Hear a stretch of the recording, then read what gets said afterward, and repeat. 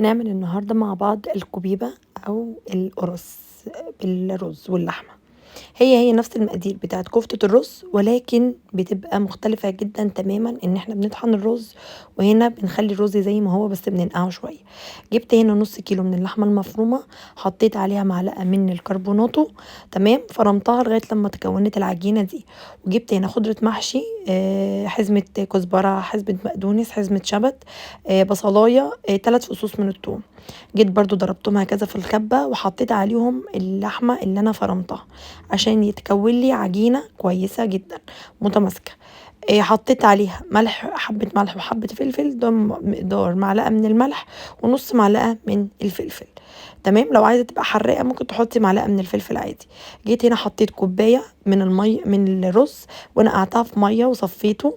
طبعًا الرز حبيبي زي ما هو، الحبة بتاعته ما باطحنهوش. وجيت حطيت في بولة زيت طبعًا علشان أعمل زي قُرَص، هي اسمها قُرَص، قُرَص باللحمة والرز.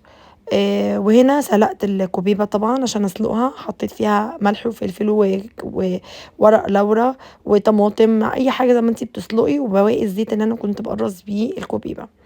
عايزة أقول لكم ده كان طعمها يجنن، وده شكلها بعد ما سلقت.